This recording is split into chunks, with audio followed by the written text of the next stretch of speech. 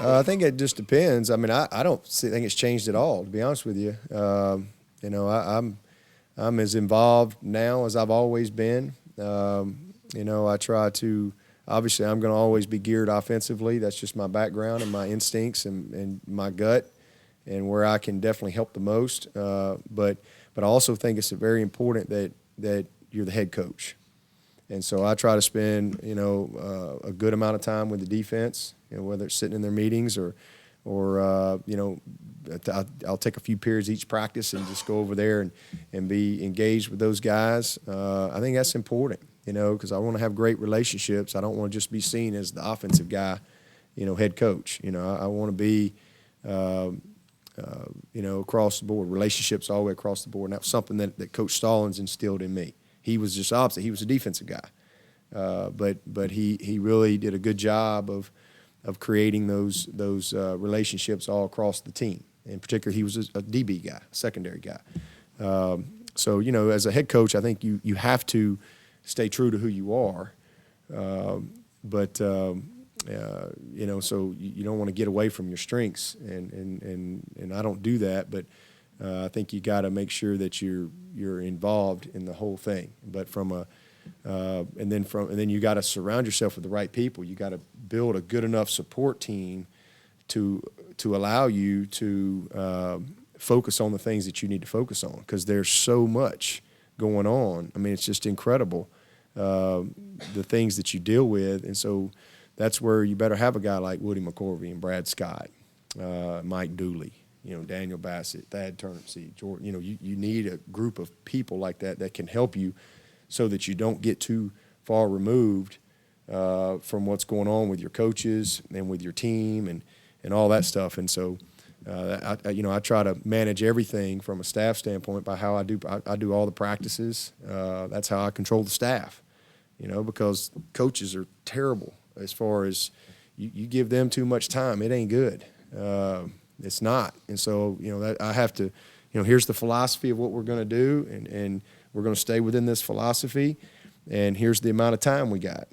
And so, and then, just checking the plan and making sure that we're sound in everything that we're doing.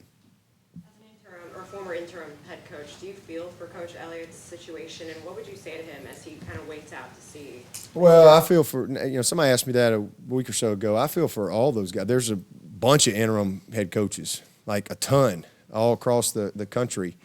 I feel for all those guys because it's a tough situation when you go from one of them to the leader of them and all the dynamics that come with that. And all of a sudden you sit in that seat and you don't really know all the things that you got to deal with. I mean, now all of a sudden you've got a lot of planning, a lot of organizations, a lot of details, a lot of questions. Everything comes through you. I mean, things that you've never thought about, whether it's, your itinerary on Friday and when the buses are leaving and meetings and practice, just stuff. And so it's a tough challenge for all of those guys. And, I know this. I wouldn't want to do it again. I mean, I really wouldn't. But that's kind of part of growing up too. Sometimes ignorance is bliss, and what you don't know is a great thing. I think that's why God does it that way. We don't all know, like when we're going to die. We don't all know certain things out there because we would be like paralyzed if we did. So there was a lot I didn't know. I can tell you that. But man, I was full speed, and that's just, I think that's what you have to do. You just roll your sleeves up. You put everything you got into it. You be professional, and you try to make the very best of whatever you got. And I think that's what all those guys have to do, and I think Coach Elliott's done that. Dabo, you mentioned you got a great job, #1 in the country. You got a great relationship with your fans. They sang happy birthday to you on Saturday and all that. When you see that there's a group. Were you singing, Phil? Were you part of that? I don't sing. Okay, you don't sing? Okay. Oh, my goodness. When you see at LSU, there's a group putting together like $15 million to buy out Les Miles. And he's had 3 losses this year. Does that remind you how fragile the relationship can be? I don't need that reminder. I know. Lose a few 2 or 3 ball games, and some of them letters I got in my file back there, I hadn't got a few of them this year, but they'll come in, they'll start rolling in again. I got some doozies, man. I got some doozies.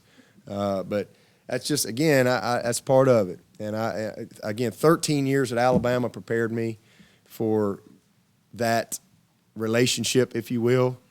There's some people out there that, you know, hey, we're with you, win or win. You know, that's just the way it is. So no, I don't get geared up that way. I just do the best I can. That's all you can do.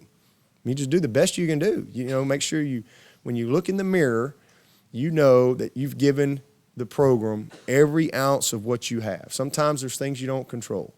Sometimes bad things happen. Sometimes, you know, injuries or you know, whatever it may be. And as long as I can look in the mirror and know that I did the very best I could, and they want to run me out of here, well, that's, you know, I can live with that. It's a big boy business. That's just the way it is. I mean, you know, that's when I got in this job. I remember, I'll never forget it. I don't remember who told me this, but they said when you get into coaching, you know, it's a dog eat dog world, and they fit you with a big old nice pair of milk bone underwear right out of the gate. So that's just part of it. Yeah, that's why I always say fun's in the winning. You know, and when you lose, they're probably going to bring somebody else in. It doesn't matter how much they like you last year. You know, that love last year, you know, don't get it done this year. It might buy you a little time. They might be a little more patient, but you're not going to see any more Frank Beamers. Frank Beamer would never be Frank Beamer if it wasn't for the way things were back then. There's not going to be any more Frank Beamers. Did he have a losing record like his first 5 or 6 years? Shoot, you're done in 2. You're done in 3. I mean, it's like, you know, magic, you know, and it doesn't work that way in football. Unfortunately, it just doesn't work that way. And, you know, it's hard work, and it's bringing a lot of things together. It's consistency, but, you know, when you're at a program like Clemson or LSU, it just kind of comes with the territory. Even when you win, people ain't happy. Now we're at a point in our program when we win, people are mad. We didn't win by enough. I get some of these questions like, we didn't win. I'm like, what are you talking about? Now it's a beauty pageant. Well, we need to win by 30. You know, like the other team doesn't have good players, and they don't have good coaches. So it's that's just the way it is. But again, I went to Alabama when I was 18. I left when I was 31. And when I left there, I had a full appreciation because in 1999, we were the SEC champions and on top of the world, beat Florida in overtime down there and then killed them in the SEC championship game. And you know, we're in the Orange Bowl. And, man, I got a new contract because I had a chance to leave. And Mal Moore calls me in, and they give me a new contract and give me a little bit more money. And 9 months later, we're all fired. And we're the number 3 team in the country going into the season. So I've been there, done that. I've experienced it all. And, you know, I have a full awareness of how close it is from the outhouse to the penthouse and vice versa. You didn't care about the money or anything. You just knew that there were some things that you needed to fix and work on. Was some of that devoting, maybe social media more, recruiting, that kind of stuff, and devoting more people to? Yeah, well, that eventually kind of came. That wasn't a part of the initial. We needed to build our brand. I think we were all just learning how to text in 2009, that kind of came a little later, but just building an infrastructure, you know, was kind of the first thing. But yeah, we needed to build our brand. We needed to be able to, do a better job from a recruiting standpoint as far as how we were organized and evaluate and accountability and things like that. But the social media part, as that started coming on board, and I think that's the key to maintaining success. You know, you look at any my old business background, you look at the old bell curve of a business, you got the birth, you got the growth, you got plateau, you got decline, and you got death. All right? And if those great businesses out there, those great programs, they don't plateau. And so how do you do that? Well, you have to constantly reinvent, reinvest, reset, learn, grow. You change. You have to do that. You don't just change to change, but you have to always challenge yourself each and every year and make sure, okay, is this still the right? Well, okay, it's maybe how we've done it, but is it still the right way? At least ask those type of questions. And I think every successful business, every consistent program, that's a mentality. You can't be satisfied because just as soon as you think you've arrived and you're satisfied and you plateau, and next thing you know, you're on that decline, and now you're not paying attention to the little things. You don't have the sense of urgency, because you're fat and happy, and then it's death. The business is closed or whatever. Something new has come about. So yeah, all of a sudden, boom, what's new? Here's social media. Well, we better figure that out. And how do we use that? So that's just my personality. That's just how I am. I'm always trying to. It's just like our new facility. Well, that's a pretty good facility. Why y'all need to do anything else? Well, because we want to be the best, and we want to lead.